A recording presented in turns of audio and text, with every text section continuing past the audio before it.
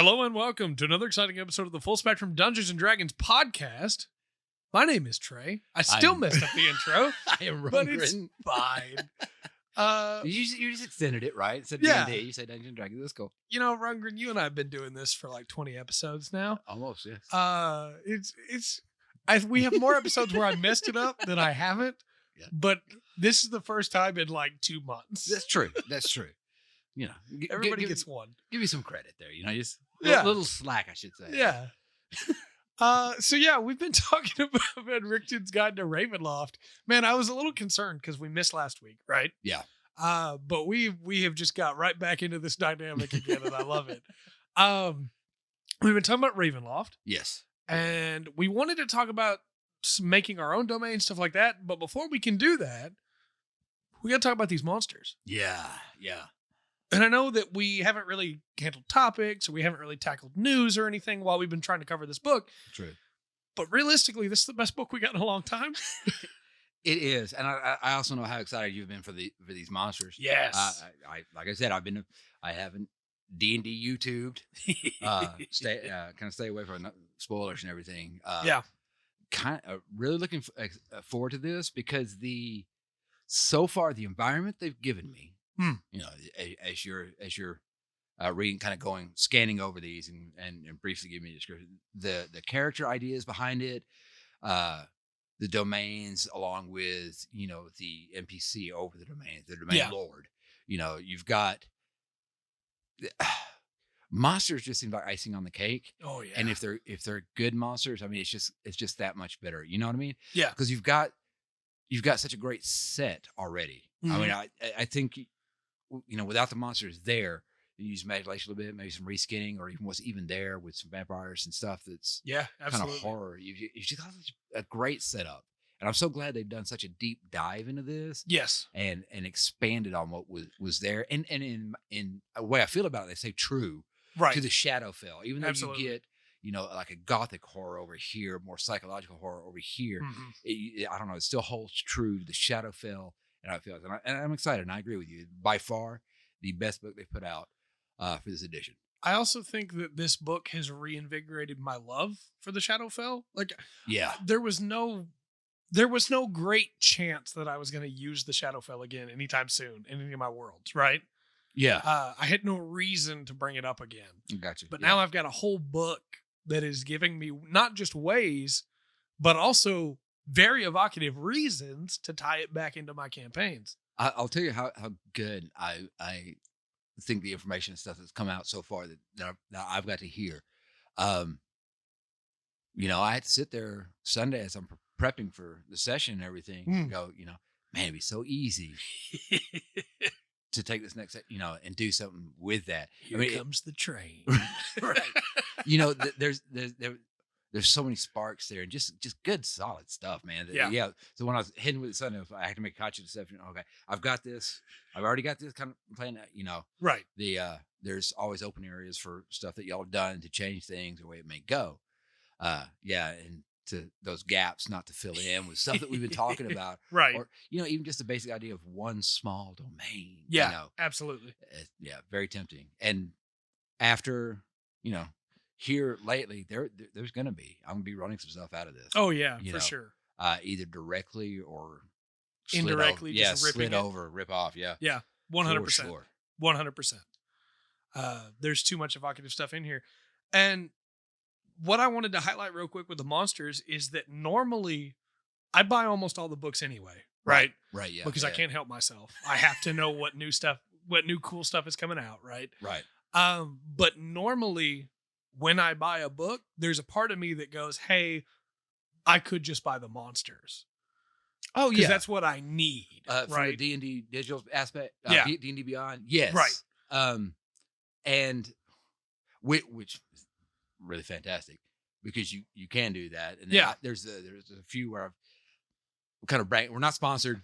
Right. Still not sponsored. Maybe one day. And Wizards, let us know. And I'm not going to lie. At first, I thought the idea was horrid. Yeah. It didn't make any sense to me. But yeah, like with this, being able to just pick up the monsters. Mm-hmm. And there's a few that I've got just in digital copy. Xanathar's, and I may not even have the complete of that. Right.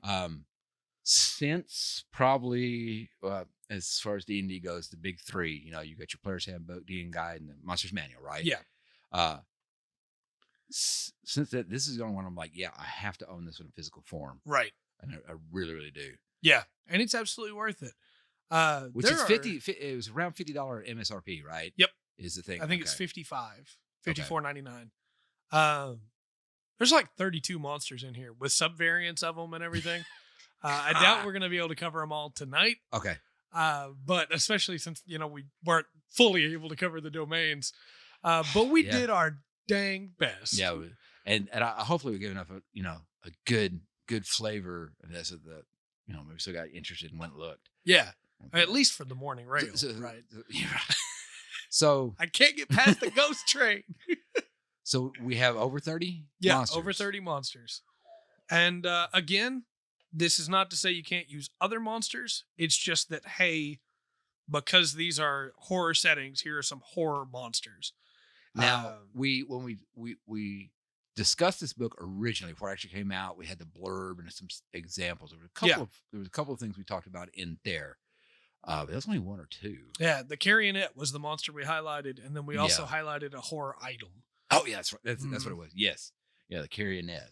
So very cool monster. So I guess that's one off the list. Or unless you want to cover it again, There's not really any reason to cover it again, but I think there's a subvariant in here, so we'll double check. Okay. But first thing I want to hit on is that there's a little paragraph here that says, "Hey, here's 6 simple techniques that can turn a stat block into a monster, into a horrifying creature for these horror campaigns. Consider the origin. Consider how this monster got here. Was it made in this domain, or was it pulled in by the Shadowfell? Okay. Right? Did the mist drag it in and put it here as well to be a challenge? Is it a notorious monster? Do people know about it? A great example would be like a spring-heeled jack, right? Like everybody knows about it. Everybody's afraid of it. It's talked about in hushed tones, build that up for the players before they encounter it. Describe the monster. Give yourself a minute to just describe what it looks like. This is a horror campaign, right? Yeah. Sell that. Yeah. Get to the details of what makes this bend the mind, or, why is this scary? Yes, absolutely. The tactics. How does the monster act? Let it have more of a horror movie style in the way that it acts as well. Okay. It doesn't need to just attack. Maybe it's going to be a little bit more vicious or a little bit smarter. Right. What are its traits? You can tweak a monster, even a regular monster stat block to make it more horrifying. This is, some of this is really good advice just for monster stats, absolutely, regular monster stats. Absolutely. The describing it. There's definitely something different. Even if everybody knows it's a dragon already, you can still build the tension a little bit, by not going, hey, a black dragon has showed up, it's right. Dark of scale, wings of leather comes before you as a shadow. You can build that up. It's just good advice. And they did the same thing with domains, man. They did. These simple blurbs. I think anyway. It enhances the dungeon master experience a lot, I think. Yeah. And then the last one that they say here is minions. Like if it's just a regular minion, maybe it's not as horrifying on its own, but maybe it's taking on an aspect of the Dark Lord and it's trying to be like him, or her, or whatever your Dark Lord is. I mean, one of them's a literal space alien. That's true. Brain. And it's awesome. But it just basically says, hey, give it a little bit of thought into why that monster is there, how it got there, and what it's doing, because there's a lot more to a horror campaign for sure than just, well, there's a monster. Right. Like, why is it there? And they go into some more detail for each one of those on ways to do it.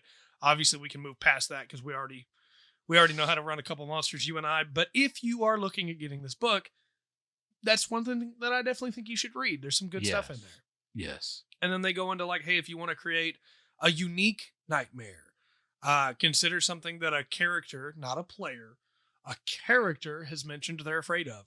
Consider something, because if you specifically choose something a player's afraid of, you should probably make sure they're okay with you using it. Yeah, that's true. That is something I actually had to deal with as a DM. Yeah. Make a conscious effort.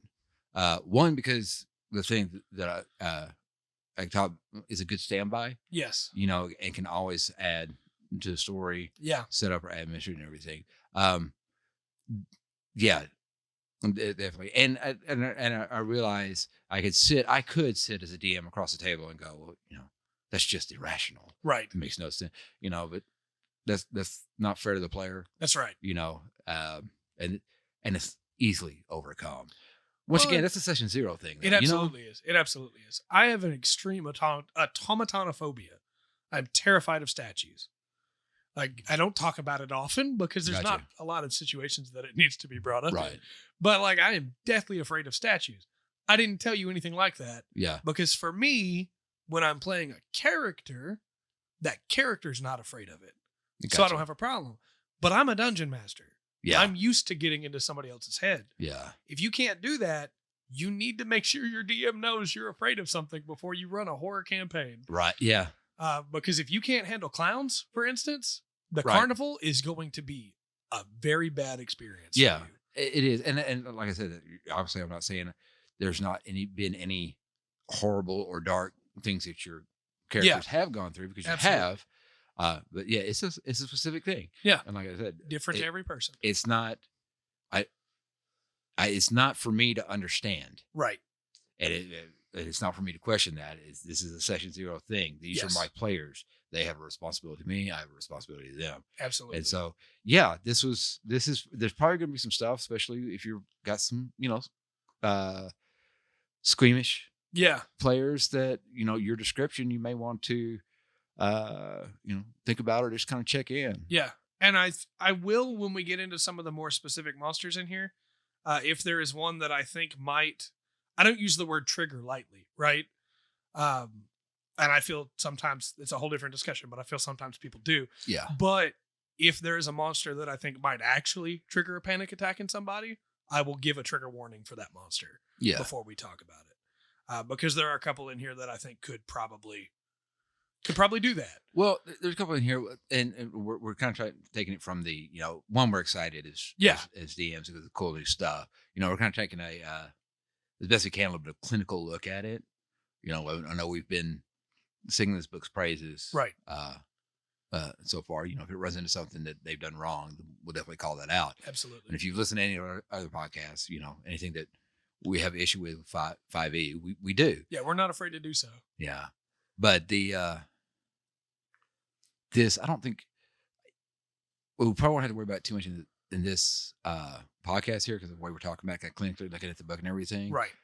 But we're talking about fears, but also one aspect that can be used in horror is gore. Yes, absolutely. And that might be another, just before we can kind of get into this. Yeah. As a DM tip, check around the table just what kind of details you're going to go in. Yeah.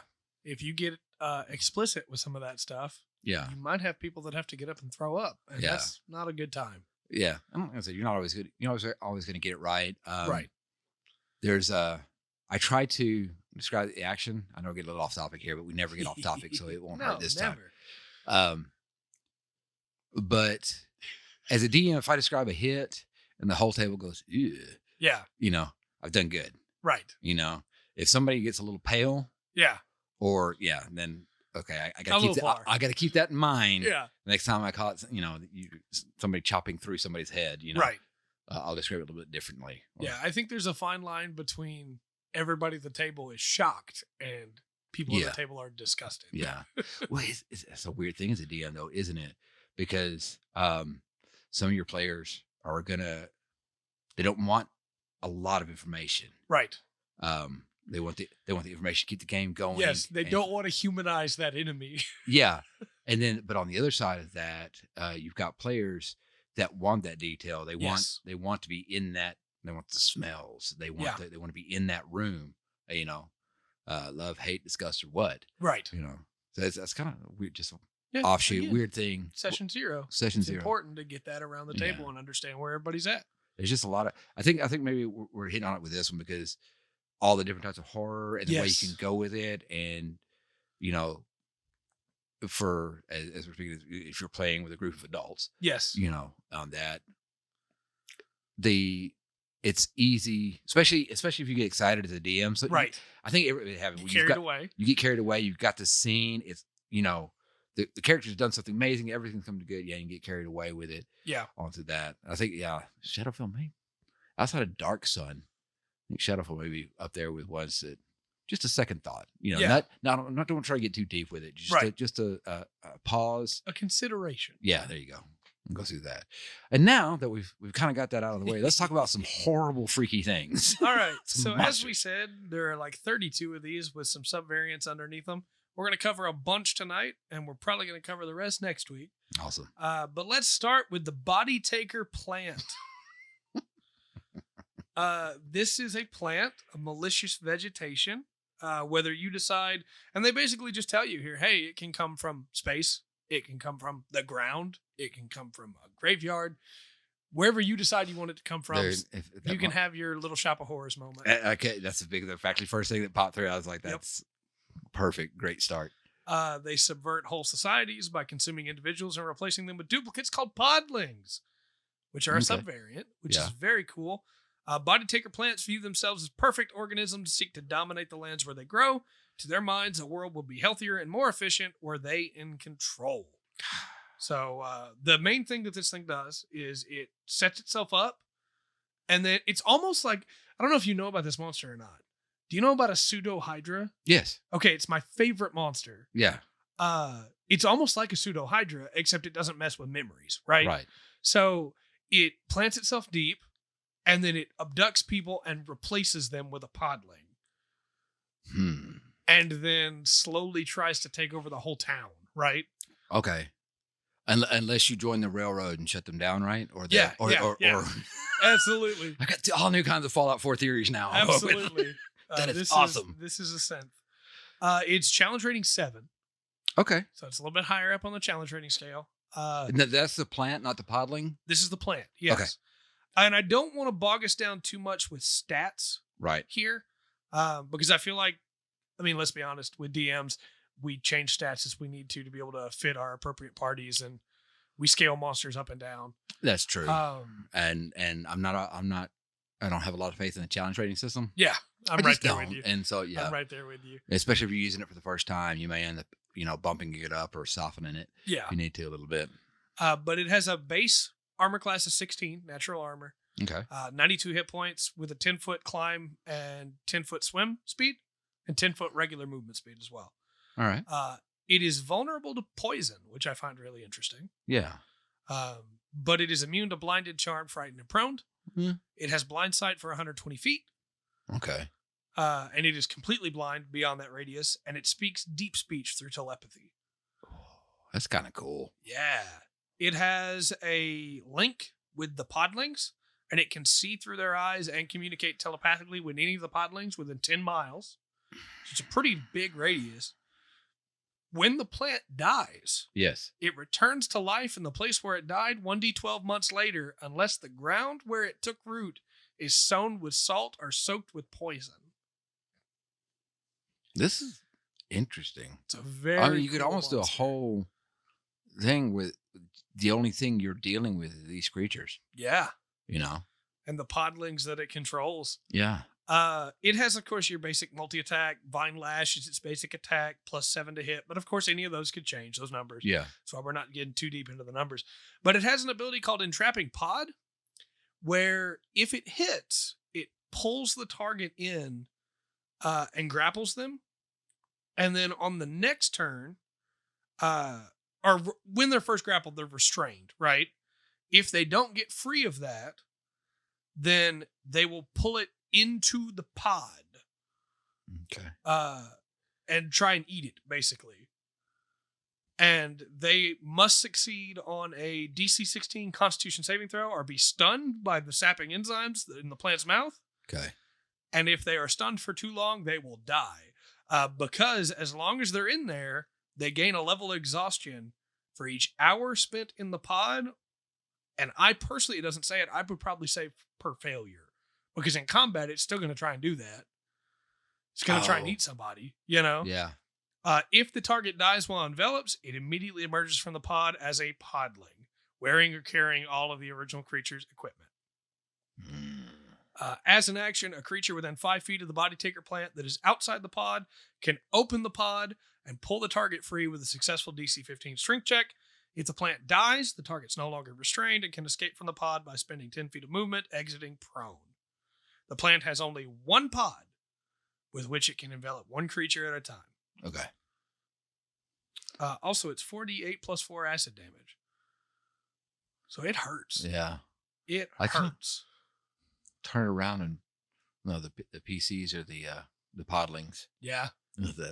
That's just a cool one. Lots you can do that. Like you said, Alien. Yeah.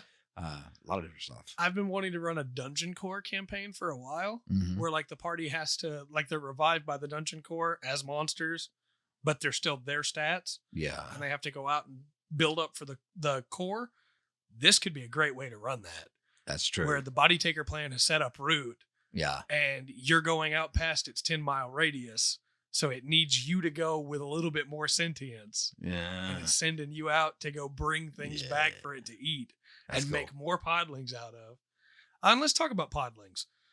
Because it can either capture unsuspecting victims with their vines or accept captives brought to them by their podling servants.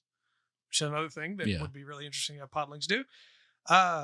Over the course of hours, the creature is dissolved and its body repurposed into a podling duplicate. And it could be that they didn't include the during combat version of like per failure. Oh, yeah. Because it would be too strong. Possibly. So that would be something that I would say you'd have to get a feel for.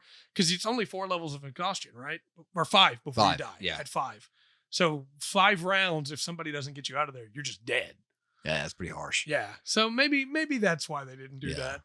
I still really like that idea, though. Yeah, and I think especially if you're going with a little bit higher level group, they need to take more precautions, stuff like that. I think that would be good to add in. But I do like the idea of using this as a so and so's been kidnapped. Yeah, you have so many hours. Yeah, that's true. 5 hours. If you don't make it in that time, they're gone. You're gonna have to go rip them out of the thing. Not only are they gone, but then they're fighting you. Right. Yeah. You have to deal with them. Yeah. Podlings are near perfect mimics of the creature they replace. Despite having the knowledge of those they mimic, podlings frequently miss the nuances of interactions between sapient beings.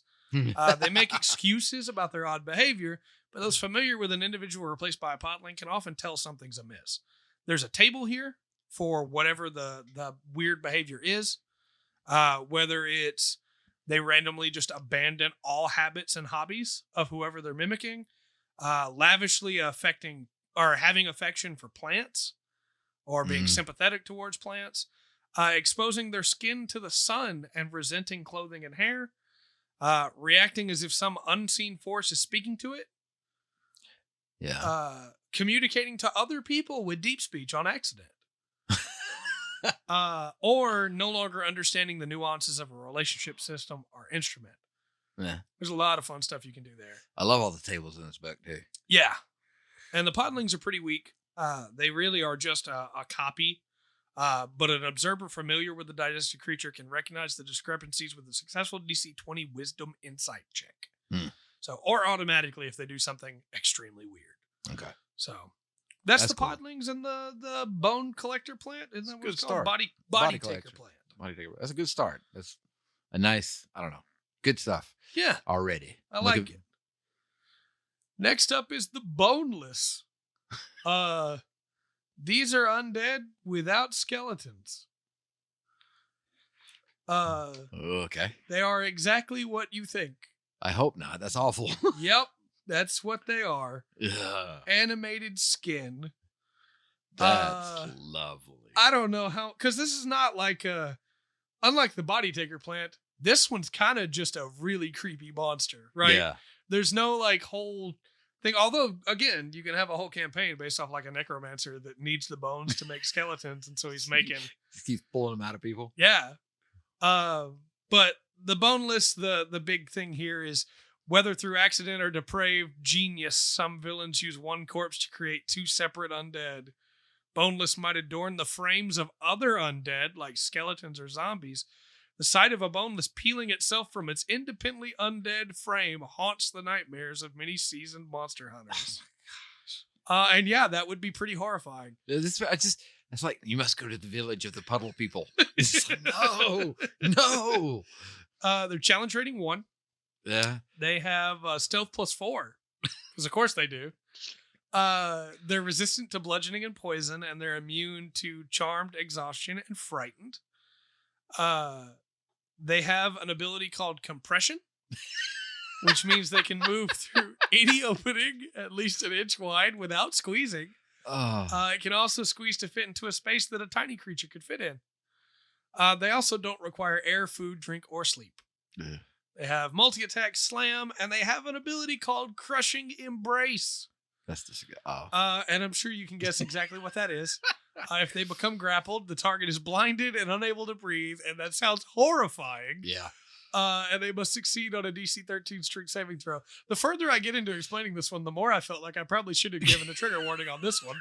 It's just so awful. Yeah.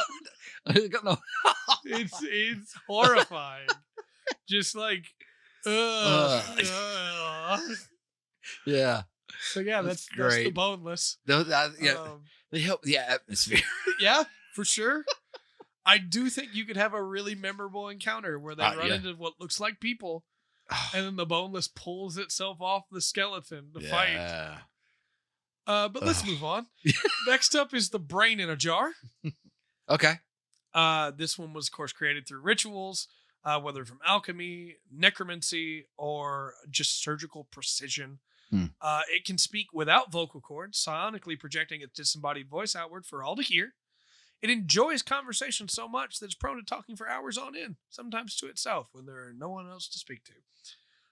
It also thinks out loud, because of course it does, and reflects on the events and decisions that led to its great transformation.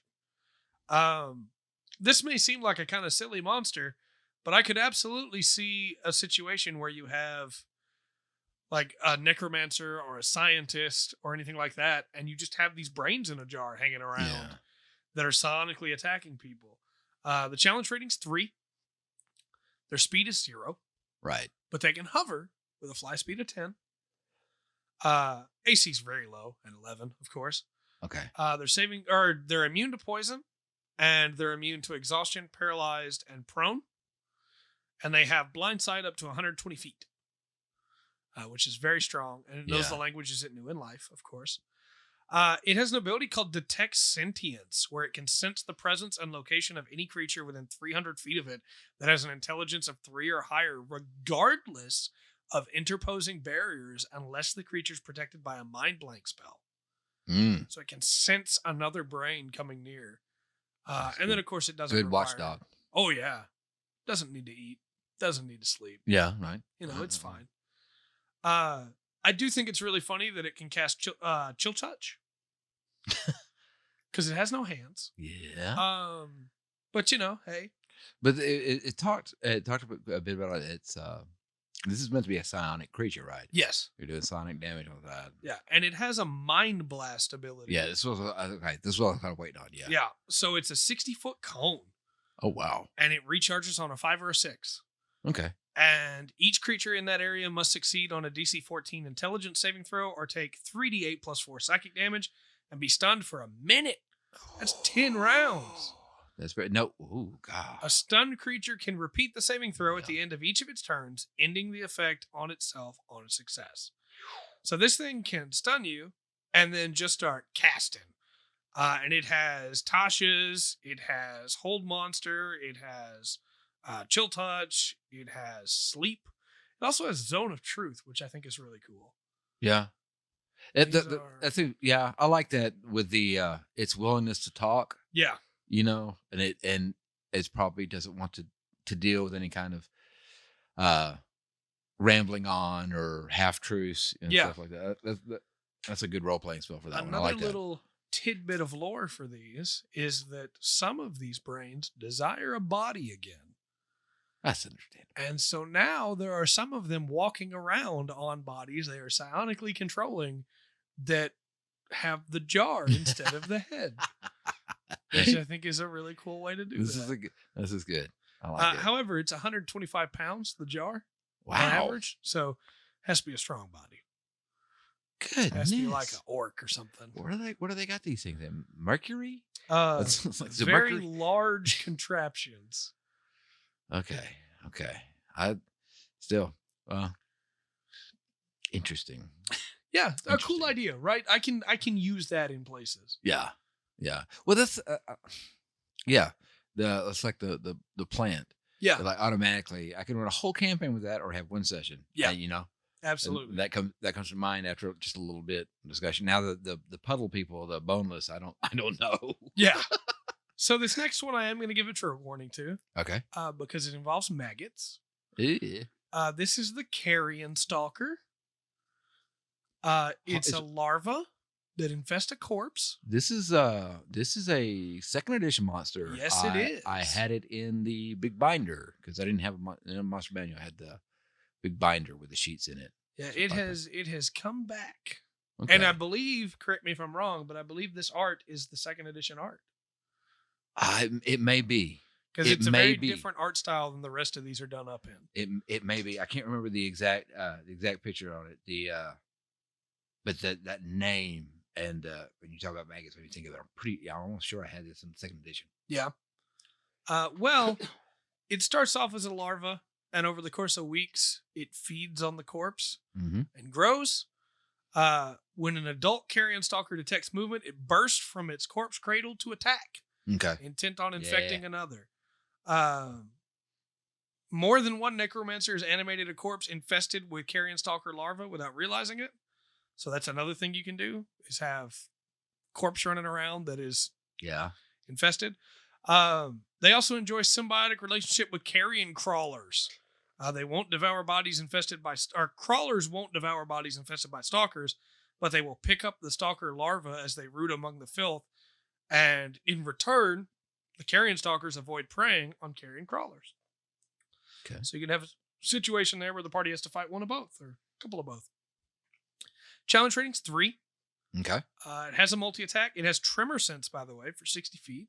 Okay. And it's immune to being blinded, but it's stealth plus 7 because it's a creature that hides inside a corpse. It has a tentacle attack. It has a larval burst daily that it can do. That is... Don't Google that. Yeah. It releases a burst of larvae in a 10-foot radius sphere centered on itself. Each creature in that area must succeed on a DC 13 Constitution saving throw or be poisoned. If they're poisoned in this way, they take 2d6 poison damage at the start of each of its turns. As larvae infest its body, they can repeat the saving throw at the end of each of its turns, ending the effect on itself on a success.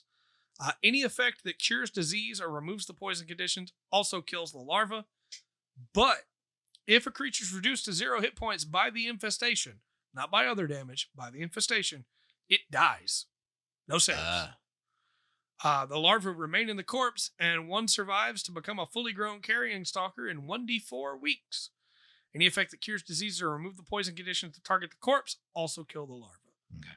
So, just a heads up. Yeah. You could die. Yes. You should remove that poison. Again, not something I'm super going to use all the time, but... No, but this is a really good, I'm going to put this, setup monster. Yes, absolutely. Go in, you see a corpse, maybe go to investigate it, and blah. You know, what's going on here? Yeah, good setup monster for sure. I'm sure there's other ways I'm not thinking of to go through, but the idea of starting a session with your characters, moving slowly towards a corpse and this larva thing coming out. Yeah, I can like. I do too, and I'm not one of those DMs that loves to just like ambush people, but if you are. Here you go. Yeah. This and the boneless are right there for you. I think so, yeah. Next up is the carrionet, which we've already talked about before. Yeah. The carrionet with the silver needle. It's a marionette designed specifically to hurt people. I did want to call out real quick, as we talked about week before, O'Dare, the domain of the Dark Lord Maligno. The Dark Lord itself there is a carrionet, as you might remember.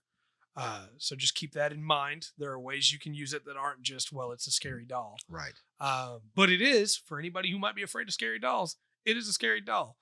That's true. Keep that in mind, because I know that's a very common fear. Challenge rating's only 1. resistant to poison psychic, immune to charm, frightened, poisoned. We talked about false object before. It has advantage on initiative because people don't know it's actually alive. Yes.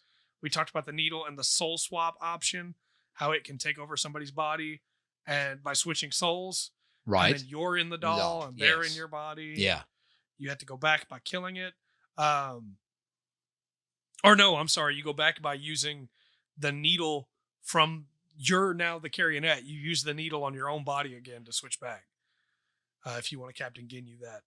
But that's a Dragon Ball Z reference. But yeah, that's pretty much the Carrionet. There's not really anything new to add there. We already covered it. So right. I thought there was a subversion, but what I was thinking of is that they go into some different options here. Oh. Where like it could be a stuffed animal. Right. Or a Jack-in-the-Box. Or a puppet. Or a jewelry box ballerina. There's a lot more options than originally I thought. You can, this one, and obviously you can use it in any kind of setting, right? I don't know. I really like this one. I just like the creature. I think it's really cool. Yeah, absolutely. And I think Hijig's going to sue, especially if the person who's became the Carrionet accidentally pokes the wrong person. Yeah, switches the soul even more. But the, I don't know. It has, I don't know what it comes. It has intrinsically to me like this Victorian feel to it. Yes. You know, I'm going for, in a Jack the Ripper world. Yeah, absolutely. This might be his, where he's a supernatural. This might be his thing setting out. It just has that feel to me. Like I said, I don't know where it comes from, but even last time when we were speaking about it, just kind of setting it up. Yeah, the scene and stuff. Interesting. I don't blame you one bit. And fans of Resident Evil 8 might consider doing a setup kind of similar to that with a spooky, creepy doll. Just saying, if you played that game, you know what I'm talking about. And if you'd like to see any videos about that game, yeah, there's a review up on this channel where I talk about that whole section and how cool it is. There you go. Next up is the Death's Head. This is a disembodied flying head. Okay. Type of creature one of these grotesque undead originated from determines how it terrorizes its prey. If it's from a person or an animal, it swoops down to rip apart victims with gnashing teeth. If it's a monster instead, like a Nothic or a Medusa, it retains a measure of its power and can befuddle the minds or petrify the bodies of the victims. Okay. So this is you said Death Heads, and I was wondering if it kind of is a little bit of the classic Death Heads, but it's really D&D'd up for because of what you keep. It feels to me a lot like somebody said, hey, I love Castlevania's Medusa heads. Yeah. What if we made those a cool D&D monster? Might as well. And I'm here for it. They did. Yeah. Challenge rating's only half, right? Well, yeah. Okay. But I would say, because you can do this with any monster, challenge rating may go up depending on the type of monster. So keep that in mind. 0 movement speed, but 30-foot fly speed. Beheaded form. When created, they take one of 3 forms: an aberrant form, a gnashing head, or a petrifying head. And each one has different abilities. Okay. Of course, they don't need to eat, drink, sleep, whatever. Right. The gnashing heads have a bite that does necrotic damage. The aberrant heads have a mind-bending bite that does piercing and necrotic damage. And if it hits, the target must succeed on a DC 10 intelligence saving throw, or it can't take a reaction until the end of its next turn. Moreover, on its next turn, the target must choose whether it gets a move, an action, or a bonus action, and it only gets 1. Okay, well, that's pretty tough. The reaction thing is kind of a weird thing to throw in there. With the challenge rating at that low.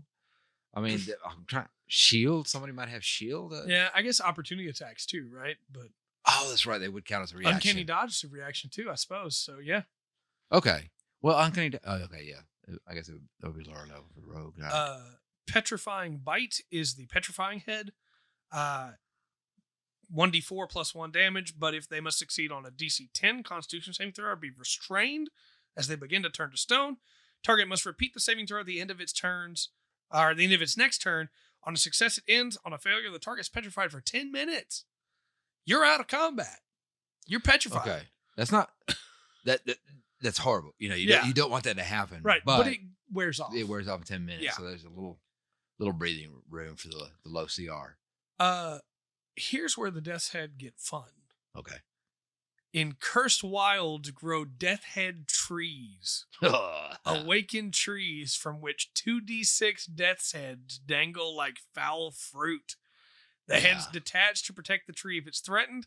Should the tree be destroyed, the heads scatter and plant themselves in unholy ground. A new death's head tree emerges from each planted head 1d12 months later. That's cool. This is one of those things that I would have the players encounter early on. Yeah. The heads would plant after they killed it, and then they would go, "Oh, we're done. We did it. The heads buried themselves. Everything's 4 fine." months later. Yep. They come back to town, and there's heads flying everywhere. And I would even go so far as to have the heads be some of the NPCs they talked to before. Yeah. That had really been killed by the Death's Heads. And yeah. But that's all there is to it. The tree doesn't have its own stats or anything. These things aren't that dangerous on their own. Right. But obviously in a swarm, yeah, you could run into some difficulty. Absolutely. Next up is the Doulahan. Okay. And obviously, Doulahans are sick.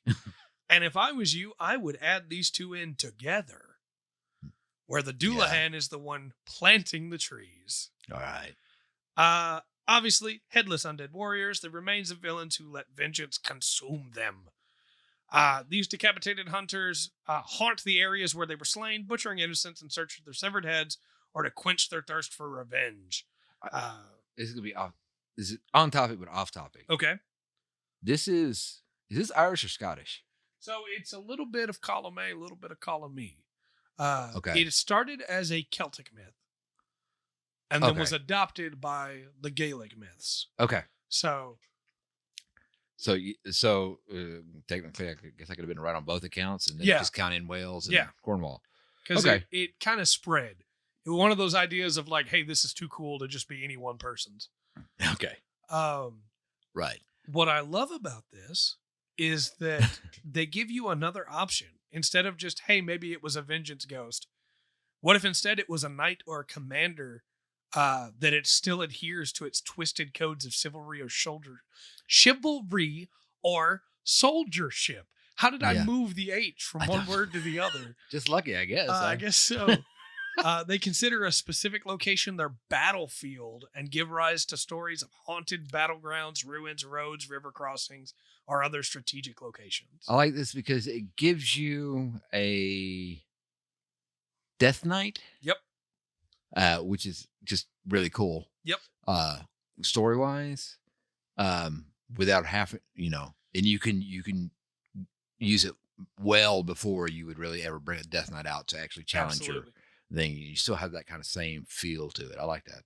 They also recommend bringing in skeletons or wights to back it up. Right. Or warhorse skeletons or nightmares. That's cool. Which is a cool idea. They give you another table here for like, hey, what does the Doulahan want? It's a D4 table. The Doulahan pursues anyone who has one of the shards of its shattered skull. Doulahan pursues its own relatives, seeking to claim a head with a family resemblance. The Doulahan is greedy and seeks to recover a bejeweled helmet, caring nothing for the head. Or two Doulahans seek the same head, both believing they're the actual owner. And I love that. That's so cool. I'm just imagining like Ichabod Crane. There's a bridge, right? Yeah. And both Doulahans are fighting on that bridge. Yeah. And they've been fighting for eternity. And then you show up with the skull because the mist gave it to you. Yeah. And now they both want to fight you and each other. That would be, yeah. I like the ones where I like the one because you give me the other one. I'm like, yeah, real serious. And then you hit one and I'm like, okay. And all of a sudden we have a completely different feel to the campaign. Absolutely. We're using the same tools, but all of a sudden we have something that's a little more comical. Yes. In a way. These are challenge rating 10. Okay. A little bit higher up on the list. Resistant to cold, lightning, and poison, and immune to charm, frightened, and poisoned. They have true sight for 120 feet. True sight. Which is very strong. Yeah. You're not hiding from them. No. Also, they have a headless summoning ability, which recharges after a short or a long rest. Okay. If a Doulahan is reduced to 0 hit points, it doesn't die or fall unconscious. Instead, it regains 97 hit points. In addition, it summons 3 Death's Heads, one of each type, in unoccupied spaces within 5 feet of it. They're under the Doulahan's control and act immediately after the Doulahan in the initiative order. Additionally, the Doulahan can now use the options in the Mythic Actions section and award a party an additional 5,900 XP if they defeat the Doulahan after that summoning. Wow. It's pretty good. It has legendary resistance twice a day. If it fails a saving throw, it can choose to succeed instead. Its battle axe is very strong, and it can use its fiery skull, whether you choose for it to be its skull or not, to do a lot of damage. Also, the battle axe, if it scores a crit against a creature, they must succeed on a DC 15 Constitution saving throw, or the Doulahan cuts off their head. The target dies if it can't survive without the lost head. Which is a really funny thing to add in there. Yeah. A creature that doesn't have or need a head or has legendary actions instead takes an extra 27 slashing damage, 68. This is a crazy fun creature to use in combat, it seems. And I feel like parties will probably hate it. But it has a frightful presence that costs 2 actions. Okay. Where each creature within the Doulahan's choice within 30 feet of it must succeed on a DC 15 Wisdom saving throw or become frightened. 15? 15, yes. Okay. It has a headhunt that costs 3 actions. It moves up to its speed without provoking opportunity attacks and makes 1 battle axe attack with advantage. If the attack hits but is not a crit, it deals an extra 68 necrotic damage. If the mythic actions are triggered, it gains coordinated assault, where it makes a battle axe attack, and then 1 death's head the Doulahan can see uses its reaction to make a melee attack. Or it can use Headless Wail, an echoing shriek from the Doulahan's stump, and each creature of the Doulahan's choice within 10 feet of it must make a DC 15 Wisdom saving throw, or take 3d10 psychic damage on a failed save, or half as much on a successful one. If 1 or more creature fails the saving throw, the Doulahan gains 10 temporary hit points. This thing is tough. Tough. Good creature. It would be a lot of fun to throw at a party, especially like a high-level party that has options to deal with it. Well, I'm thinking if you combine with the death heads, through that, 10th to maybe 12, 13. Yeah, this is a good boss. Yeah, I like it. I don't think I would just throw these at people, especially with the battle axe crit. No. That's just a death, right? Yeah, no, maybe a 17th level group. Yeah. Where they face this thing back at 12th level. And now they can dominate it. Yeah, now they, something like that. But that's a good, you build up a whole story to get to that point. Yes. I agree. I do. I like it as a boss monster. Yeah, it's really cool. I think it's really evocative. There's a lot you can do with it setting it up, especially as you build up the Death's Head situation, the trees, and then you find out, well, the Doulahan's been planting them because he's been trying to find his head, and he doesn't realize because his own pride that his head is long since decayed, Yeah. There's a lot of options there. I like it a lot. Next up, we have the Gallows Speaker. Okay. This is a spirit that is an amalgamation. I almost said amalgamated. An amalgamation of all of the other spirits that are tormented by their collective pain in a site of mass death. Okay. Or a place where people regularly die. So like a cliff face or a gallows. Or a battlefield. Yeah. They endlessly lash out at the living for anger that they still get to live and aren't in pain. They can predict suffering, foreseeing dooms leveled against them and overwhelming their foes with visions of innumerable violent deaths. They rarely speak coherently or communicate, instead being entirely obsessed with their memories of death, and they mutter to themselves, giving voice to final curses, regrets, pleas, and apologies. If you listen for long enough, it says that you might gain some insight into how these people died. Yeah. But also, be careful with that because it might drive you insane. Armor class is 12, challenge rating 6. Easy to hit, but this thing's got a lot of resistances. It's resistant to bludgeoning, piercing, and slashing from non-magical attacks because it's a ghost. Yeah. Yeah, right.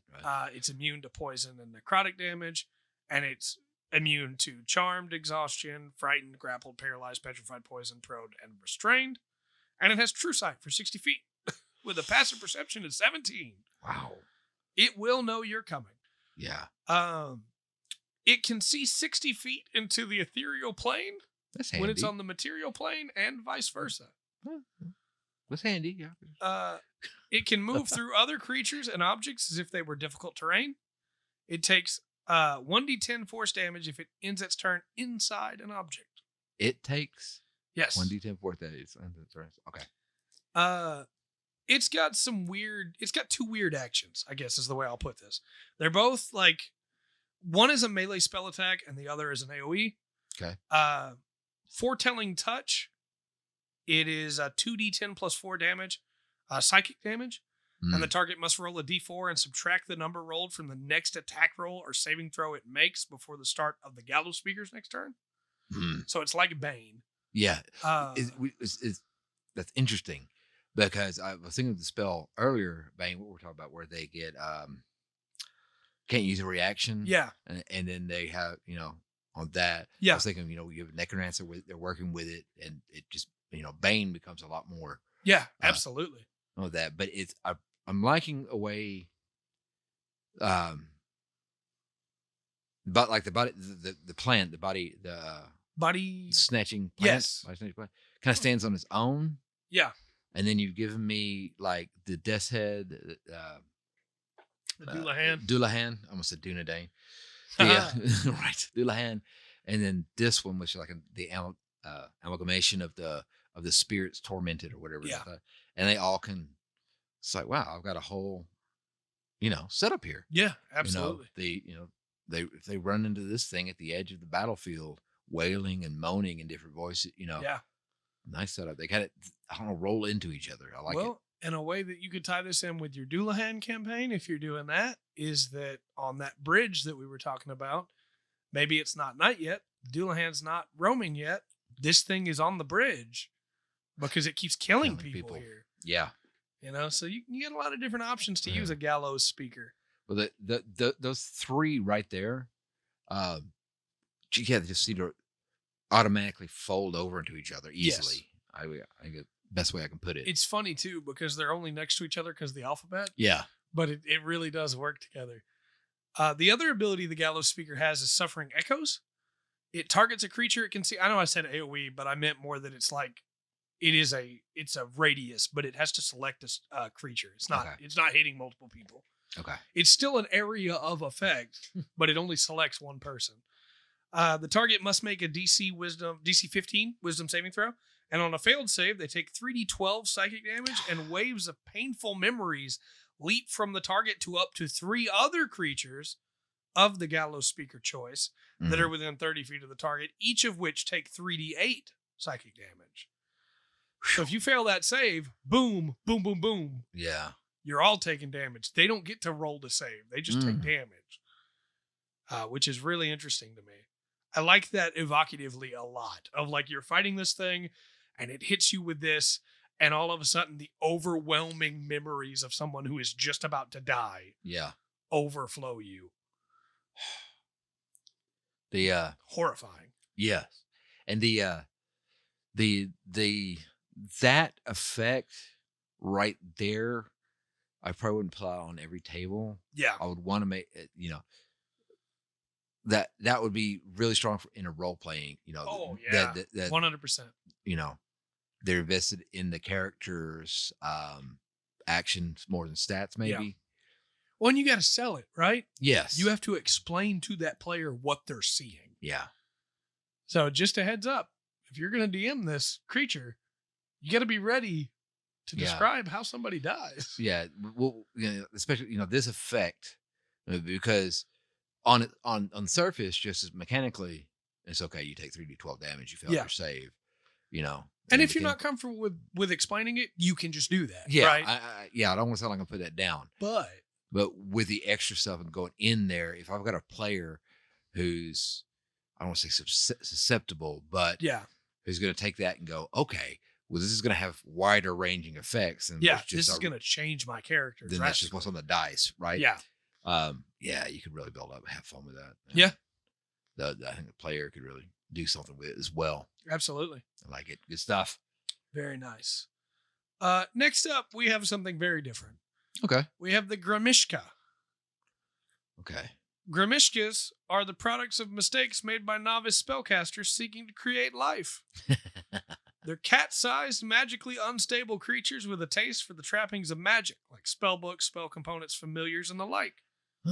They delight in tormenting magic users, holding vicious grudges against those who gave them life as they infest the walls of spellcasters' homes or the surrounding lands. Rats on the walls, literally. Despite their feral appearance, Gramishkas are cunning creatures. They might imitate the sounds of whimpering children or wounded animals to coax victims into tight quarters. While they favor attacking spellcasters, they're opportunistic hunters and will lash out at anything they think they can overwhelm or just get a bite of. They have an unstable relationship with magic. Spells cast near a Gramishka might rebound onto those nearby or cause the monster to explode, its scaly chunks rapidly reforming into multiple Gramishkas. Oh. These spontaneously created swarms can rapidly turn a single annoying Gramishka into a chittering, magic-reflecting wave of teeth and claws. Like it. They are challenge rating 1/8. Yeah. Dark vision for 30 feet with a passive perception of 10. They have a basic bite attack, but their real benefit comes in magic allergy, which is a daily reaction they can use. Immediately after a creature within 30 feet of the Gramishka casts a spell, the Gramishka can spontaneously react to the magic, and you roll a d6 to see which effect you get. Okay. On a 1 or a 2, it emanates magical energy. Each creature within 30 feet of the Gramishka must succeed on a DC 10 Constitution saving throw or take 1d6 force damage. Okay. On a 3 or a 4, the Gramishka surges with magical energy and regains 1d6 hit points. And on a 5 or a 6, it explodes and dies, and one swarm of Gramishkas instantly appear in the space where this Gramishka died. The swarm then continues to use the Gramishka's initiative. And the swarm has some other stuff. It's a challenge rating 2. Yeah. Quite a little buff up there. It has limited spell immunity. The swarm automatically succeeds on saving throws against spells of 3rd level or lower. And the attack rolls of such spells always miss it. You cannot kill this thing with magic unless you really work at it. Dang. Also, because it's a swarm, it can occupy another creature's space and vice versa. And the swarm can't regain hit points or gain temporary hit points because it's a swarm. It has the bite attack again, but now it's a lot of those little bite attacks. Yeah. And it has another reaction called Spell Redirection. In response to a spell attack roll missing the swarm, which the players are probably going to do because they don't realize it doesn't hit. Yeah. The swarm causes that spell to hit another creature of its choice within 30 feet of it that it can see. This is a cool little rat creature. Yeah. I love the idea of, hey, I was made by magic and now I hate it. They also can't speak, so just a heads up on that.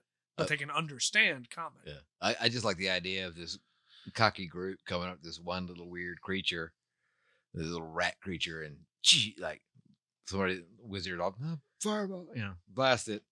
All right, now there's a lot more. Yep. And they're way more dangerous. Yeah. Oh, by the way, the lightning blast you just sent at it blast your fighter that was trying to tank it. Yeah. Right there. Better not miss with disintegrate. Wow. I can see that happening too, of a player going, I'm just going to disintegrate it. Yeah. Yeah. That. Yeah, Gramishka is a great creature. Now, I can use that not just in horror campaigns. Now, the perfect thing would never happen. That somebody decides, I'm just going to wish it away. Please. Incredible. Can you imagine? I would have a hard time containing myself behind the screen. That's all I'm going to say. So I would take this creature and I would put it like in a wizard's tower. Yeah. Like the wizard made it and he's way stronger than it now. So he's not worried about it. Yeah. But he made it back when he was starting out and it lives in the bottom rungs of the tower. Right. And he's not worried about it anymore, but it's a great watchdog for any. Yep. Yeah. And it hates him, but it can't kill him. So it's waiting around for its chance to kill him. And there's so much you can do with that. And I would say if you have a higher level party, maybe go with like 2 of these things in a fight. Yeah. And I would even say there is a part of me that says if the party easily kills them, like, or before the party can easily, if it looks like the party's going to easily kill them, like they're not even trying spells on them. Yeah. Have a swarm already pre-prepared. Yeah. That way it can come out too. Yeah. And it's like, hey, you killed the parents. Now here are his children, you know?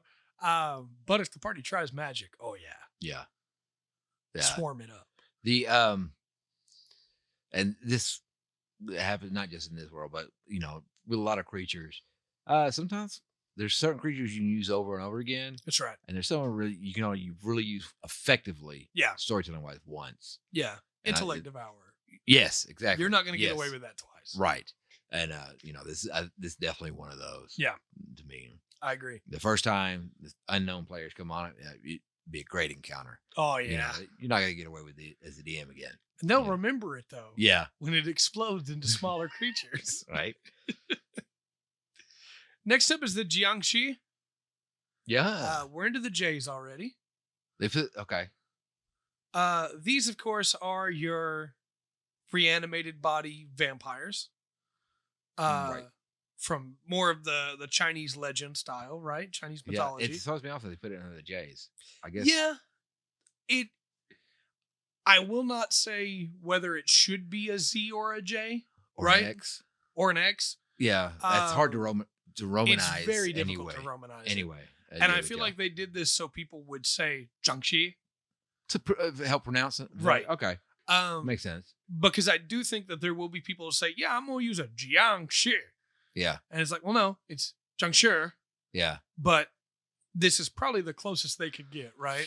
Yeah. I will say, if you want to say it, and I will say this as a white guy living not in China. Yeah. If you want to say it correctly, don't forget that little bit of the R on the end of shi, because it should be sure.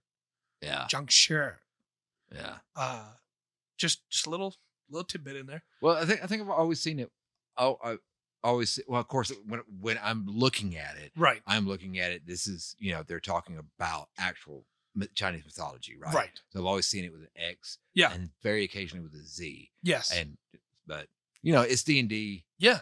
So they put a J. That is a really cool thing to point out too, because I feel like a lot of people would have gone, "Oh, this is just some weird monster they made." Well, no, this is based on actual Chinese mythology. Well, it was like the Dunhill gang we talked about earlier. Yeah. Absolutely. You know. Absolutely. Man. Let's talk about some junctures. Because the juncture is a animated body, it's not like, it is more akin to what we would consider a zombie in a lot of ways. So it's not just a floating head with the stuff hanging at the bottom. It can separate. Okay. But the main thing is that it is a soul, a bitter soul that has become trapped within its corpse. And so that corpse is affected by rigor mortis still, in a way that a lot of times you will just skip over. Yeah. Right? But they will hold their arms rigidly or walk with a stiff gait. And that, along with their flight, is what leads to people calling them hopping vampires.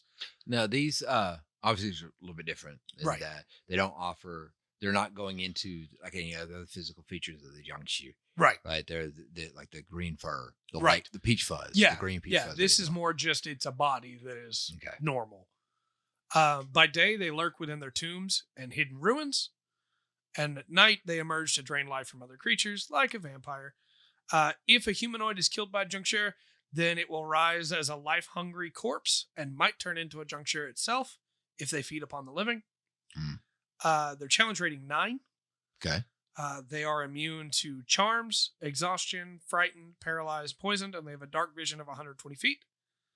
Their weaknesses, because they have a couple weaknesses that are pretty big flaws. It's afraid of its own reflection. If it sees its own reflection, it immediately uses its reaction, if possible, to move as far away from the reflection as possible. Okay. They're terrified of what they look like now. And they're susceptible to holy symbols, like a vampire. Right. When they're wearing or touching a holy symbol, it automatically fails saving throws against effects that turn undead. They don't require air, but they do require everything else. Still have to eat, you know? Well, yeah, okay. They have slam attacks, multi-attack, 3 slam attacks, and can still use consume energy. So it's very potent. Yeah. Slams are 2d8 plus 4 if they hit. With consume energy, the juncture draws energy from a creature it can see within 30 feet of it. Target makes a DC 16 Constitution saving throw, taking 4d8 necrotic damage on a failed save or half as much successful. Juncture regains hit points equal to the amount of necrotic damage dealt. After regaining hit points from this action, it gains the following benefits for 7 days. Its walking speed increases to 40 feet. It gains a flying speed equal to its walking speed, and it can hover. So they cannot fly unless they have fed. Man. Which I feel like you could, if you have a whole campaign built around this, you can really nail that home to your players of like, no, they're still just walking. Or after a couple of days of dealing with them, well, one's flying. It's like, well, that one got to eat. You know, or even in the same, I was thinking about like the same fight, you know, the first round, they're like, aha, you know, then it makes an attack. And the next time on its round, all of a sudden, shoom, you know, it's up in the air. A humanoid slain by necrotic damage rises as a white at the end of the juncture's turn. The white acts immediately after the juncture in initiative order. And if the white slays another humanoid with its life drain, it turns into a juncture within 5 days. Which is that accelerates quickly if you have them attack a townspeople. Well, not that. I mean, if you're running, you know, like a hardcore campaign, and you get a group wipe. Yeah. You know, the second time through, their new characters coming up. You know, they gotta fight your old corpse. Yeah. It also has the ability to change shape. The juncture polymorphs into a beast, a humanoid, or an undead that is medium or small, or back to its true form. Its statistics, other than its size, are the same in each form. Any equipment it's wearing or carrying is absorbed or borne by the new form. It reverts to its true form if it dies. So just as they do in mythology, it can shapeshift, but only into a medium or small creature.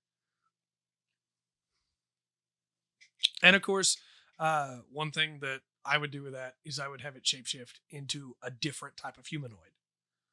I would have it shapeshift into like an elf. Gotcha. Or it's going to shapeshift. Because again, they're trying to pretend they're normal, right? They're not going to go out in the sun because they can't, even when they're shapeshifted. But maybe it's going to shapeshift into an elf and it's hiding out in this cave. And you come into the cave and, oh, there's this poor elf that needs help. Mm-hmm. You know? Better not be here when sun goes down. Just saying. But very, very cool monster. I like it a lot. I'm trying to remember back because this creature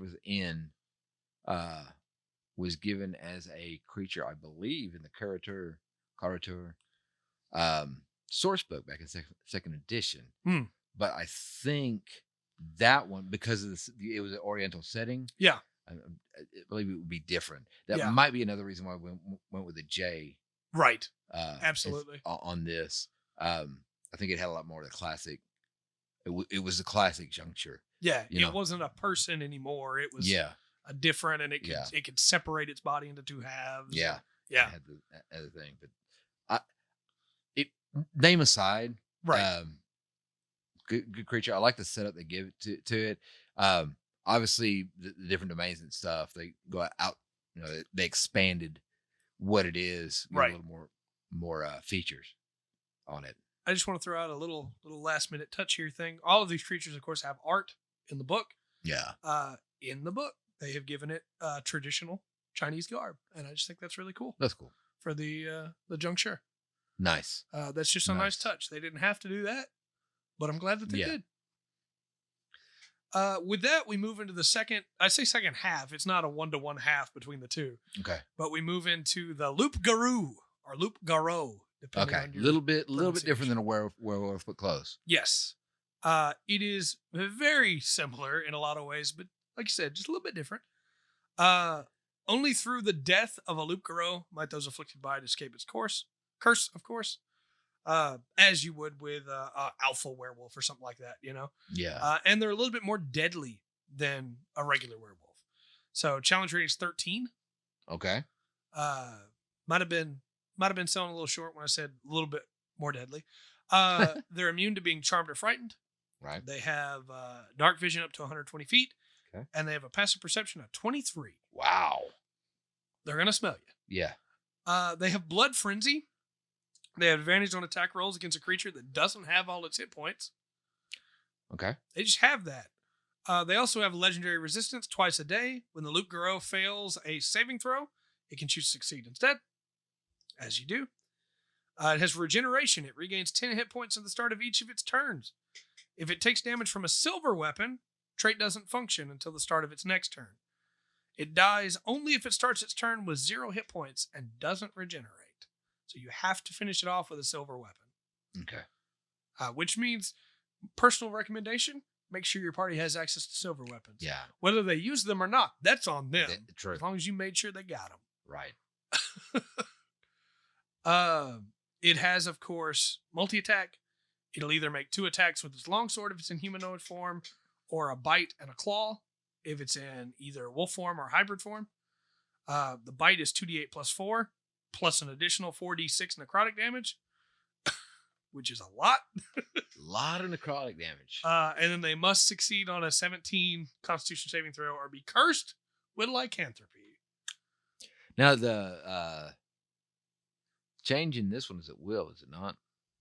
Yes. Yeah. On the Loup-Garou. Yeah. Yeah. It can take It can do that as a bonus action whenever it wants to.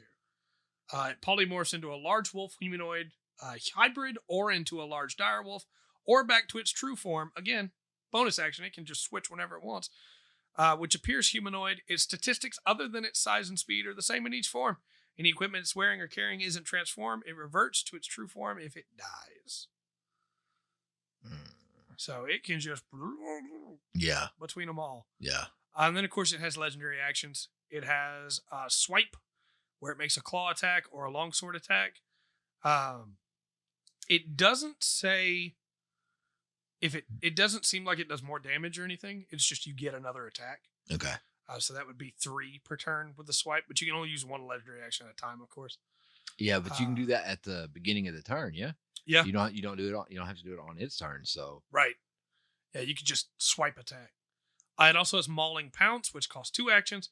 It moves up to its speed without provoking opportunity attacks and can make 1 claw attack or 1 longsword attack against each creature it moves past.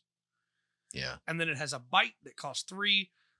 It changes into hybrid or direwolf form and then makes an additional bite attack. I meant top of the round, not the beginning of his turn. Right. I knew what you meant. Sorry. Yeah. Top of the round. Top of the round. So it can do it even if it goes last. Yeah. It can take that movement first. Or action first. If they succeed to its lycanthropy, they become a werewolf. And it can't be removed while the Loup-Garou that inflicted the curse lives. Once it's slain, a remove curse spell cast during the night of a full moon on any afflicted werewolf it created forces the target to make a DC 17 con saving throw. That's a high roll. On a success, the curse is broken. Target returns to its normal form and gains 3 levels of exhaustion. On a failure, this could happen when? After it's dead on the night of a full moon. After the werewolf is killed. Oh, okay, yeah, gotcha. Sorry. On a failure, the curse remains, and the target automatically fails any saving throw made to break this curse for a month. I could see a campaign where you started off with your party has gathered because they've all been bitten. Yeah. And their goal is to kill the one that bit them. This would be I think I would try to do it in fight. This is a fight. I would never do this as the game rolls on. This was right at the beginning. This is a fight that is going to have one outcome. Yeah, they get bit, it leaves. Yes, it's and I take this as precedence. Yeah, because if you run Curse of Strahd, right, the first time, a couple times Strahd shows up, yeah, they can try to attack him, but it's no good. Yeah. Yeah, you know the story doesn't work that way, and they give reasons to kind of back it up. Well, and especially because at the start of a campaign, your people wouldn't have silver weapons, so yes, they can't kill it. Right, and yeah, even if they get 7 crits in a row, it's a creature that that can do do the Strahd thing. Yeah, show up at the beginning, raise havoc, and this is the boss as well. Yeah, Well, and I think one thing that's important to remember is that it operates on like Vampire Lord rules. Yeah. Where if it bites something and that something becomes a werewolf and then that werewolf bites you, it's not when the werewolf that bit you dies that you get to be able to be cured.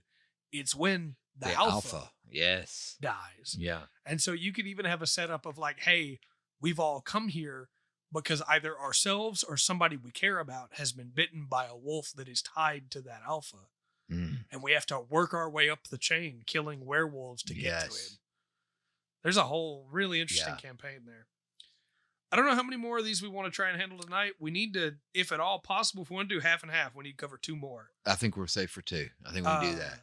The next one is the Necrichor. This is a weird one. And I believe it's probably supposed to be pronounced Necrichor. Okay. Because it's the ichor of evil gods, living blood, or the sludge in the crypt of failed liches. ICOHR? Yes. Ichor. Yeah. Okay, so it's Necrichor. Necrichor. Yeah. It's a weird name. It is. Well, when you said Necrichor, I was thinking it's some kind of, undid manticore. Right. That would be sick. Yeah, right. Let's do that. But then you talk about sludge, and I was like, ooh, there's another word. I know what that is. Yeah, this thing is kind of like the brain in the jar, except it's far more evil. So imagine like... Sentience ooze? Yeah, sentient ooze. It's like the most vile substance given cunning. Despite the loss of a solid physical form, these foul creatures retain their terrible intellects and aspire to I can't talk tonight. Have you noticed when I'm reading, I just lose the ability to speak? Maybe it's something about reading and talking at the same time. They aspire to megalomaniacal goals, the first of which involves regaining a body. To do this, they seek servants to exact their will, coercing even the most stubborn potential minions by turning their own blood against them. Necrichors, I feel like I'm still saying it wrong, prove exceptionally difficult to destroy since they leave a trace of their essence within the veins of every creature they controlled and can regenerate themselves from those creatures' blood. Unable to extinguish their horrific unlife, virtuous face and vigilant organizations seal these vicious horrors in magically warded prisons. As ages pass, though, the knowledge of what these prisons contain and where some lie have been lost. And every imprisoned Necrichor understands that its captivity might be lengthy, but time is of little consequence to the ageless.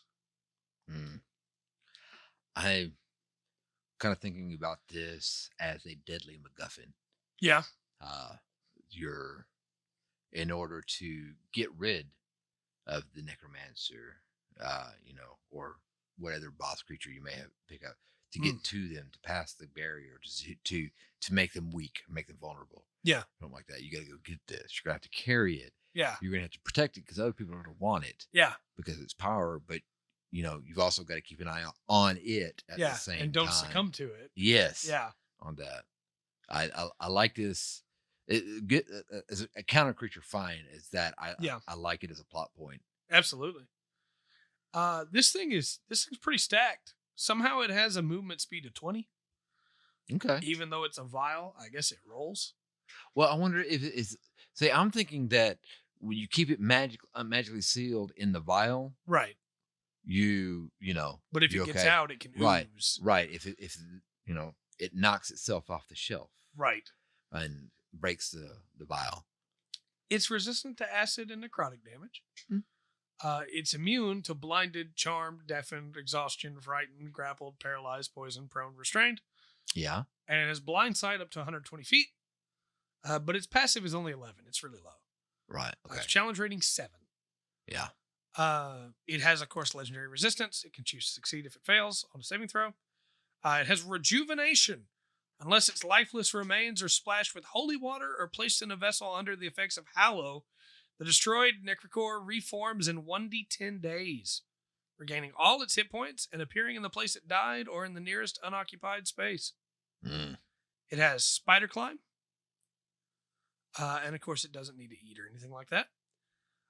It has a couple different attacks. It has multi-attack, can take 2 actions. 2 attacks, that is. Pseudopod, which is a 1d6 plus 2 necrotic damage, and the target must succeed on a DC 14 Constitution saving throw or be paralyzed until the start of its next turn.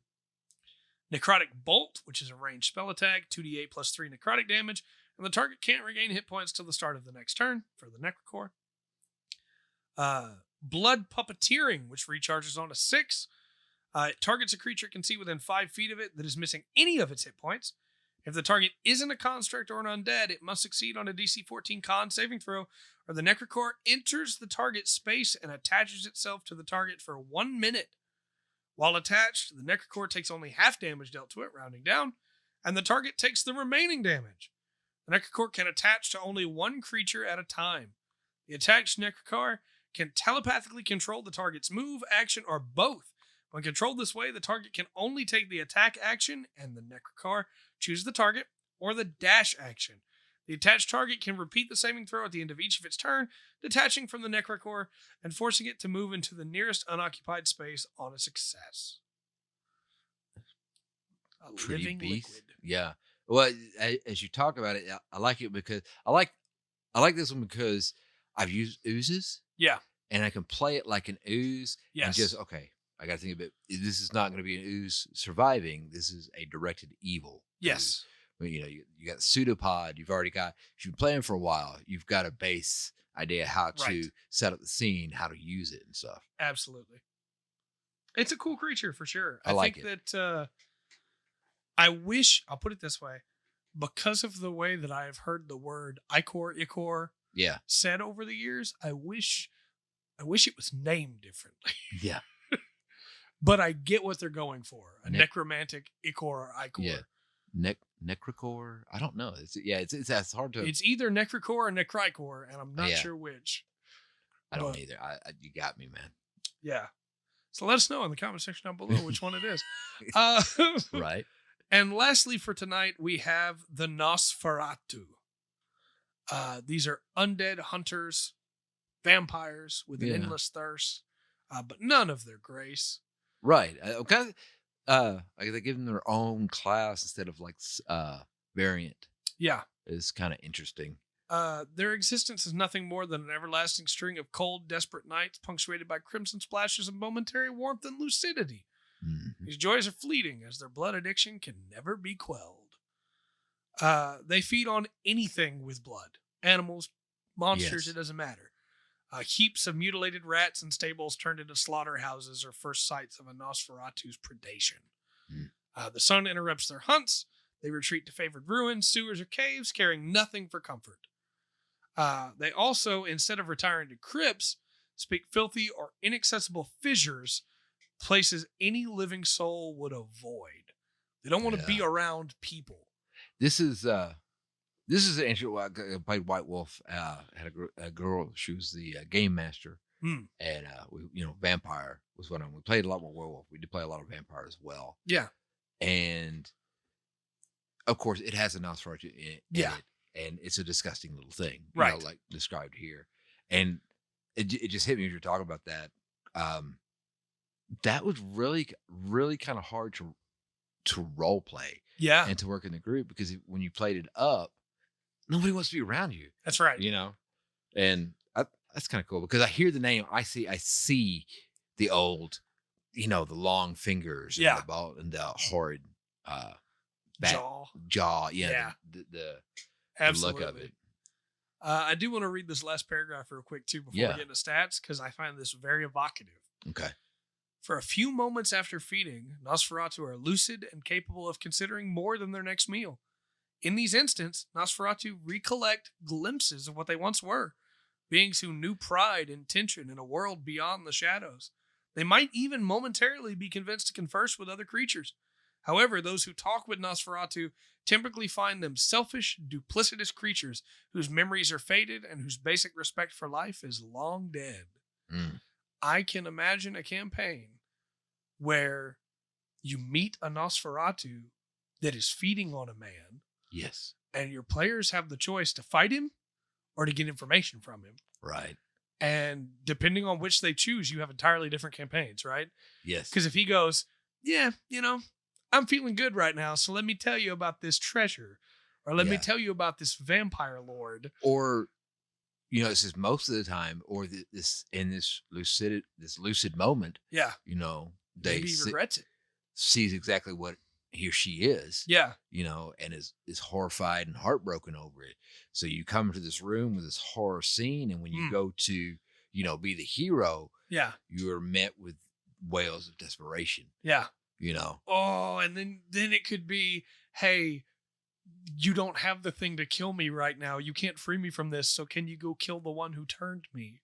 Yeah. So that I can be free before I lose myself again. And over the course of conversation, they become more selfish and then they just leave. And then before they take off, they've hit that last point again. Yeah. Oh, I love it. Good. Yeah. I love it. Challenge rating 8. Okay. Resistant to necrotic damage, immune to being charmed or frightened, dark vision 120 feet, passive perception 16. Not bad. It has regeneration, of course, just like the Loup Garou. Yeah. 10 hit points start of each of its turn. If it takes radiant damage or is hit by sunlight, then that doesn't function until the start of its next turn. Obviously, if it's in sunlight, regeneration's halted. Right.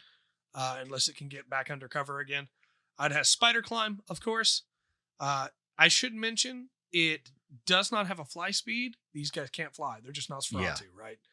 But it has 40-foot movement speed. It can run. Yeah. And it has spider climb. It has sunlight hypersensitivity. It takes 20 radiant damage when it starts its turn in sunlight. And it has disadvantage on attack rolls and ability checks. And of course, it doesn't require air. Now I'm thinking, they don't come up on it feeding. It's fed and it's feeling the guilt, and they come upon the townspeople dragging it out into the sunlight. Oh, man, that could be really potent. You come upon this pathetic, deformed creature. You can't tell the age or how old it is, crying in desperation. It just wants to be free. Yeah. And so it waits the coming of the sun. I like I'm just really happy with the blood. Maybe I'm kissing up to this book so much because of what we've dug through. Yeah. But I'm really liking just the little extras they're giving in this book. Yeah, absolutely. I don't know. I feel like they have more weight. When I want to go through Xanathar's or some of the other ones, there's great stuff there. I don't want to take away from it. But absolutely. The presentation of it is like, here it is. What are you going to do? It reminds me kind of the way that we reacted to Volos when Volos came out. And it wasn't every monster in Volos, but some of them had those notes written by Volo about the monster. Yeah. And those were so evocative and gave you so many ideas, right?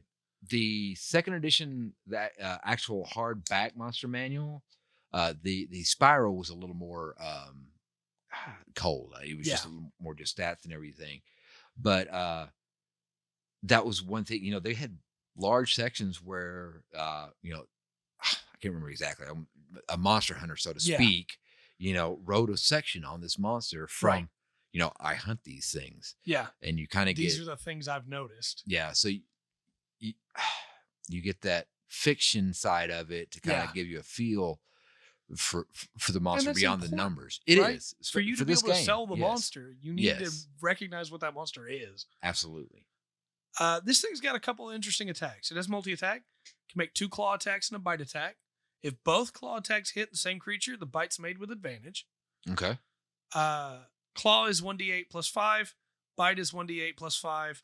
Claw is slashing. Bite is necrotic. The bite is piercing, plus it does 2d6 necrotic. If the target's missing any of its hit points, it instead takes 2d10 necrotic. Wow. And the target's hit point maximum is reduced by an amount equal to the necrotic damage taken, as necrotic damage works. And the Nosferatu regains hit points equal to that amount. The reduction lasts until the target finishes a long rest. Okay. So no restoration needed. Yeah.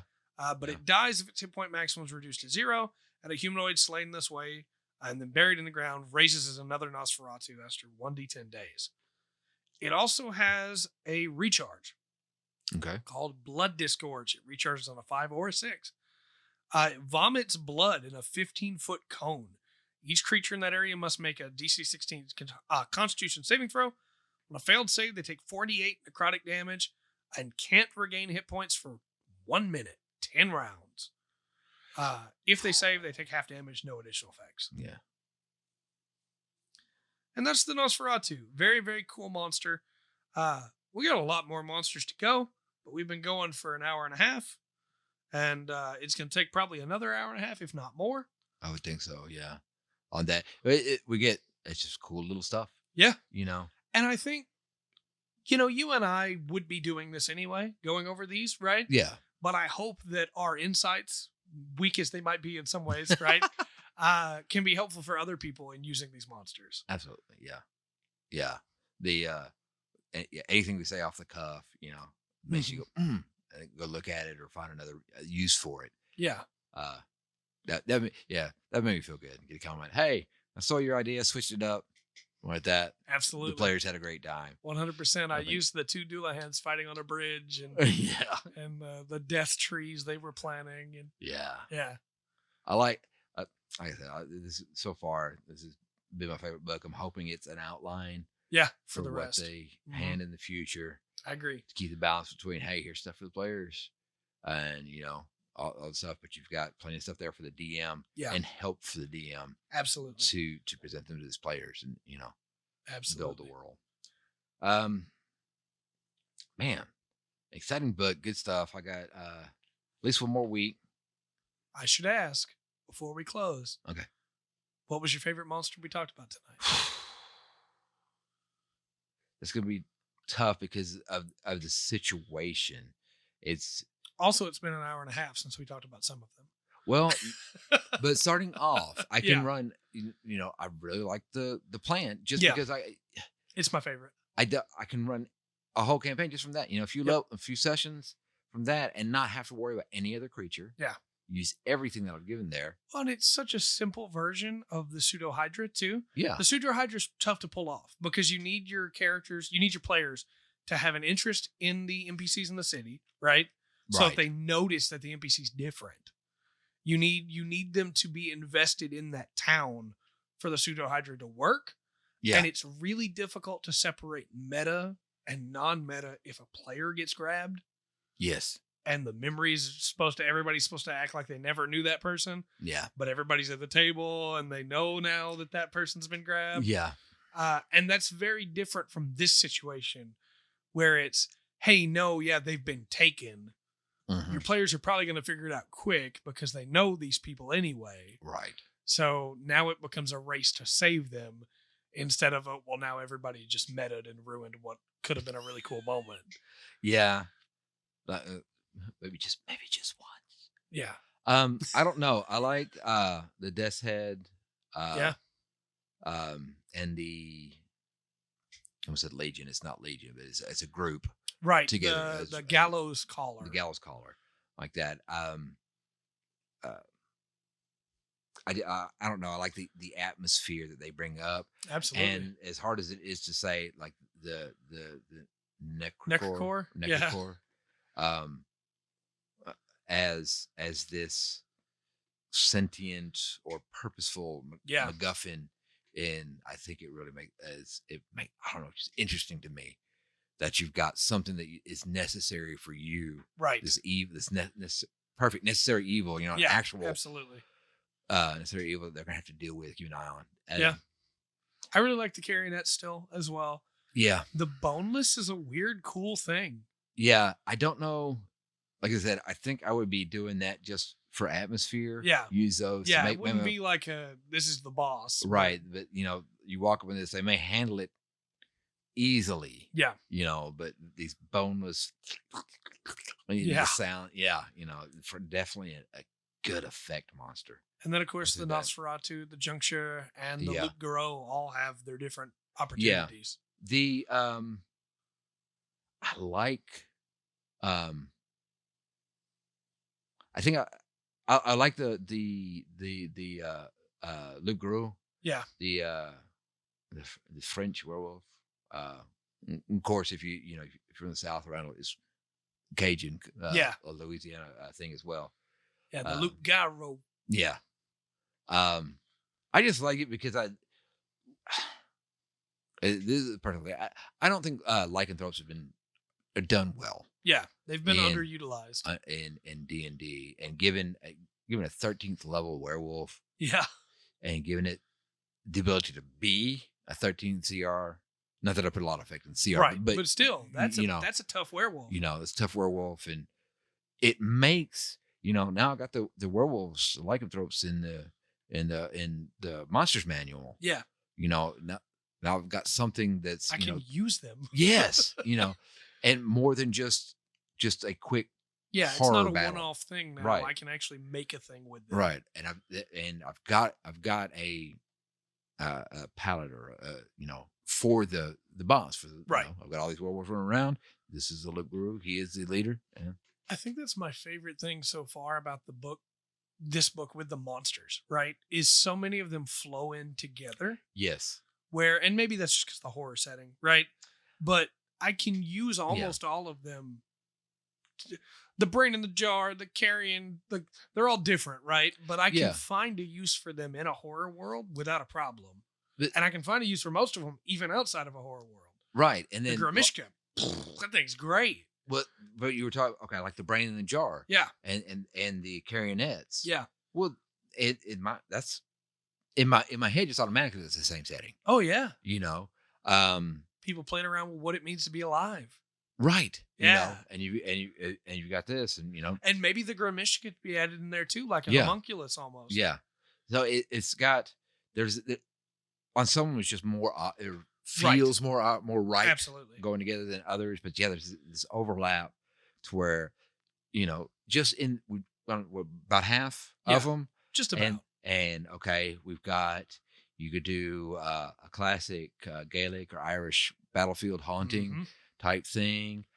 You got the mad scientists set up with a couple of them there. You take 2 or 3 of them there. You went over the Ichabod Crane kind of set up. Don't forget about Banshees if you decide to use that setup as well. Yeah, exactly. Through in there, and then it's like, okay, we're handing you all this stuff in this book. All this stuff it will fit together like a puzzle piece. Yeah. And then we've got here's some more monsters that, as a singular event around them, you could have a whole session or campaign built up around that. Yeah. I just feel it's a strong book. I feel like I don't feel like I have to. I'm not having to worry about filling in the gaps so much. Yeah, I don't have to come up with a bunch of monsters to make it work. And I'm hoping as we go through the other ones and I look at this, because just running vanilla D&D, so to speak, you got a pretty good setup. Oh yeah. But then so let's say from just roughly, depending on group, 8 to 10, you're really got to, maybe 8 to 12, you really got to pull some stuff out of yourself. Yeah. You're not going to get a whole lot of backup through. These are some good extra ammo to have. Yes, and definitely what I needed as a DM. Well, and that's good news for you too, which is after next week's podcast, you'll be able to look at the book as much as you want. Yes, yeah, finally. Well, I like this being the first, the first reaction. So I haven't got to cheat so much making my sessions because I don't want to pull anything up. Yeah. It's fine, which is fine. So yeah, after we finish off the monsters, I'm probably gonna be looking at getting my hands on this. Yeah. The podcast after that will be looking into making our own domain. Yeah. What we would do for that, making a Dark Lord. Yeah. And we should say there's a good chance that the week after next, I probably won't be available. Right. So unless we get to double up, might not be a podcast that week. Just a heads up. But I did want to throw out one last thing. The boneless. I had an idea for the boneless. Okay. And this one gets a little bit gross. So as you would expect. So just a heads up. But I got to thinking about what if there was a necromancer in town. Okay. And they didn't know. The party didn't know. And you had a campaign that was built around having to come back to the same town many times, right? Okay. The party didn't know there was a necromancer in the town. Necromancer was on the down low, right? Right. Maybe they work for Vecna and they're really good at keeping secrets. Party comes back. Something's not right in the town. They go to the mayor's office and the mayor's skin is there. Yeah. And attacks. And then they realize, hey, this whole town of people that we've come to care about has been taken by somebody. And they have to hunt down, and they obviously kill the mayor's skin, right? Yeah, right. But then later on, they have to fight the mayor's bones. And, eventually it leads to Necromancer and try to save everybody. I think I think one way I really like to use, I would use a bonus. Send the party after a suspected serial killer. Yeah. And it's like this could be a little gross as well.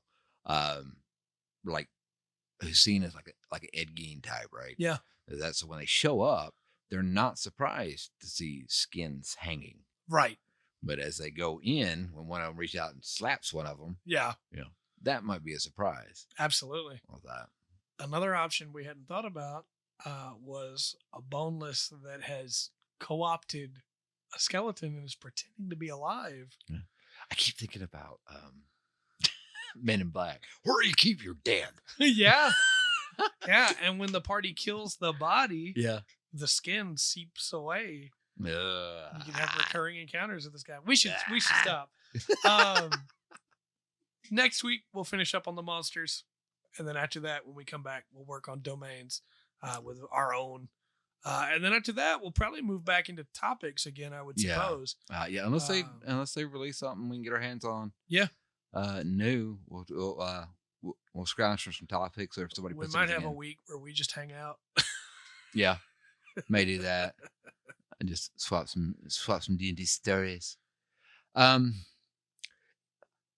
Okay, so next week's monsters. We're gonna wrap this up. Getting on to almost an hour and 45 minutes, getting close to it. This is our D&D podcast. If you're interested in video games, especially, there's a live Twitch podcast on 7 o'clock Tuesday nights. Yep. That will be 7 o'clock CT.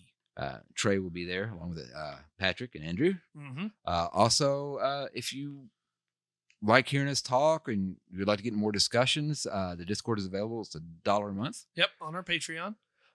Go through that. Lots of different topics talk about, and we talk about D&D as well. We do talk about D&D on there.